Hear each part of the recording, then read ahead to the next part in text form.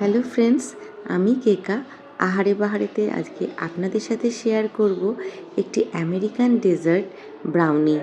ছোট থেকে বড় সকলের প্রিয়।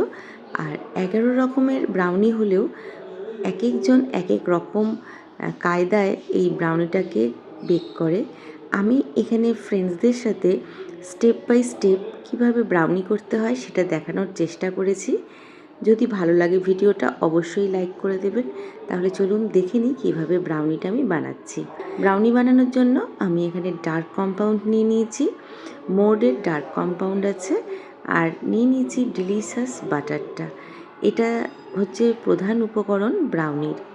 আমি ডার্ক কম্পাউন্ড নিয়ে নেব 250 গ্রামের মতন, সেটাকে ভালো করে চপ করে নেব। বন্ধুরা, আমরা সবাই জানি কেক বেক করার আগে বা যে কোনো বেকিং জিনিস, কোনো বেকিং আইটেম বেক করার আগে সবসময় সেগুলো রুম টেম্পারেচারে নিয়ে নিতে হয়। আর আমি এগুলোকে আস্তে আস্তে করে চপ করে নিচ্ছি। এখানে আমি মোডের ডার্ক কম্পাউন্ড 250 গ্রাম নিয়ে নিচ্ছি। আমি এবার মাখন নিয়ে নিচ্ছি, 300 গ্রাম মাখন নেব। আর একসাথে আমি ডাবল বয়েল প্রসেসে চকলেট আর বাটারটাকে মেল্ট করে নেব। ফ্রেন্ডস, আমি যেই প্রসেসে ব্রাউনিটা বেক করব এই প্রসেসটা একটু স্লো প্রসেসে বেক হয়, কিন্তু যেহেতু আমি ফ্রেন্ডসদেরকে স্টেপ বাই স্টেপ এটাকে শেখানোর চেষ্টা করছি যাতে করতে গিয়ে কোনো রকম সমস্যা না হয়, তার জন্য আমি এই প্রসেসটা অ্যাপ্লাই করছি। আপনাদের যদি ভালো লাগে আমি নিশ্চয়ই যেটা ফাস্ট হয়ে যায় যেই প্রসেসটা, সেই প্রসেসটাও আমি আপনাদেরকে দেখাবো, আপনাদের সাথে শেয়ার করব। কিন্তু একটু এই প্রসেসটা একটু দেখাবো। চকলেটকে আর বাটারকে একসাথে মিশিয়ে আমি ডাবল বয়েল প্রসেসে এটাকে মেল্ট করে নিয়ে ঠান্ডা করে নেব। একটু খেয়াল রাখবেন যাতে ভেতরে কোনো রকম একটু চান্স না থাকে, পুরো পাতলা একদম ফর্মে চলে আসে। এবারে আমি যেই শুকনো উপকরণগুলো আছে একে একে নিয়ে নেব। এখানে আমি 1 কাপ ময়দা, আরও হাফ কাপ ময়দা আমি নিয়েছি। এই কাপটার মেজারমেন্ট অনুযায়ী 240 ml হয়, আর 240 ml প্লাস 120 ml আমি এখানে ময়দা নিয়ে নিয়েছি। বেকিং করার সময় সব সময় খেয়াল রাখতে হবে মেজারমেন্ট যেন ঠিক থাকে, তাহলেই কিন্তু আপনি সুন্দর একটা যেটা তৈরি করতে যাচ্ছেন যে বেকিং আইটেমটা সেটা পারফেক্ট হবে। আর আমি এখানে 2 টিস্পুন বেকিং পাউডার নিচ্ছি। ফ্রেন্ডস, এখানে আমি কোকোয়া পাউডার ইউজ করছি।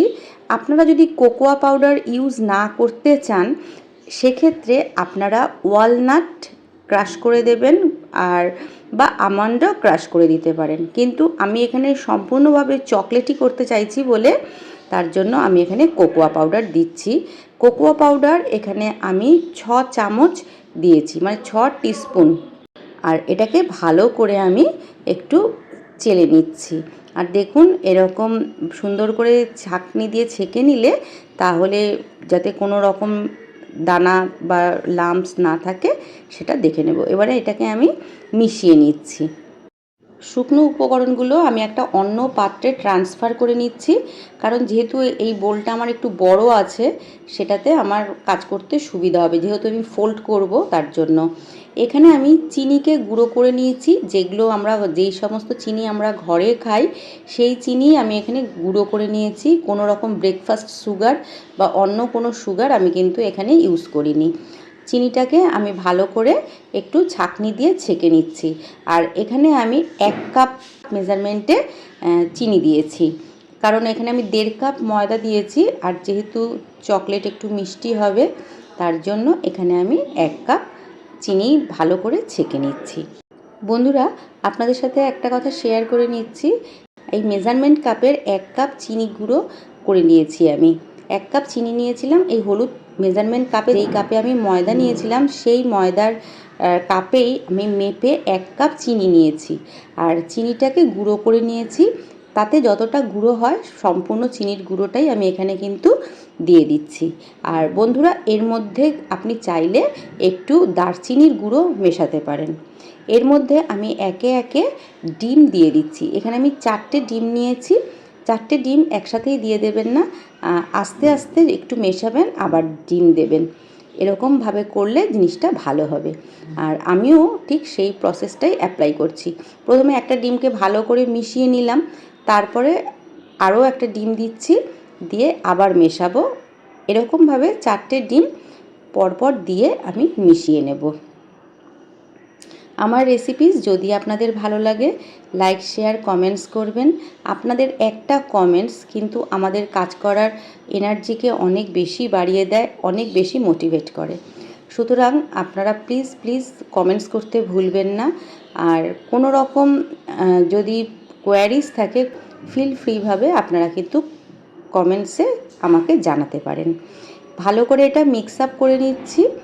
আর মিক্স আপ যখনই হয়ে যাবে একটু আমি হালকা হুইস্ক করে নিচ্ছি। এখানে কিন্তু কোনো রকম ফোম করার দরকার নেই। এটা দিয়ে আমি একটু মিশিয়ে নিচ্ছি, আবার হুইস্কার দিয়ে আমি একটু ভালো করে মিশিয়ে নিচ্ছি যাতে চিনিটা সম্পূর্ণ গলে যায়। চিনিটা আমার সম্পূর্ণ গলে গেছে। এরপরে এর মধ্যে আমি যেই চকলেটটা আর বাটারটাকে মেল্ট করে রেখেছি, সেটা ঠান্ডা হয়ে গেলে এই চিনির সাথে আর ডিমের সাথে মিশ্রণের সাথে মিশিয়ে দেব। আর মিশ্রণটাকে ভালো করে ফেটিয়ে নেব, যতক্ষণ না এটার ব্রাউন কালারটা কমপ্লিট আসছে ততক্ষণ কিন্তু মিশিয়ে নেব। আর অবশ্যই খেয়াল করে নেবেন যেন এটা বাটার আর চকলেটের মিশ্রণটা যেন পুরো ঠান্ডা হয়ে যায়, গরম অবস্থায় কিন্তু দেবেন না। এটাকে ভালো করে আমি মিশিয়ে নিচ্ছি। এরপরে আমি শুকনো উপকরণ যেগুলো রেখেছি, ময়দা, কোকোয়া পাউডার, এগুলো সমস্তগুলো আস্তে আস্তে আমি ফোল্ড করে নেব। একসাথে শুকনো উপকরণ সব যদি ঢেলে দেন তাহলে কিন্তু লাম্পস হয়ে যাবে। সেটা যেন না হয়, বারে বারে অল্প অল্প করে দিয়ে সেটাকে লাম্পস ফ্রিভাবে একটা ব্যাটার তৈরি করতে হবে। আর এই ফোল্ডিংটা যখন করবেন তখন কিন্তু খুব মাইনুটলি করবেন।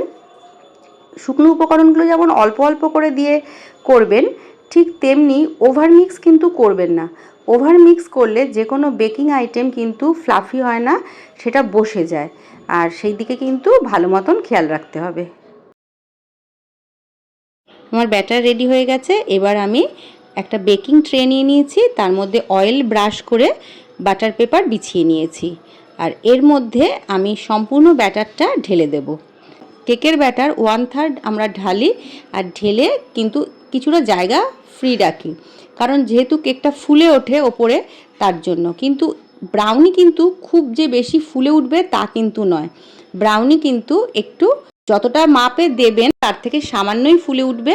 সুতরাং এখানে একটু বেশি পরিমাণ দিলে সমস্যা নেই কোনো। আর ব্যাটারটা যখন পুরো বেক হয়ে যাবে তখন যতটা হালকা থাকে, কিছু ঘন্টা পরে সেটা কিন্তু একটু হেভি ওয়েট হয়ে যায়। তার জন্য কিন্তু ভয় পাওয়ার কোনো কারণ নেই। আপনি ভাববেন যে এতেই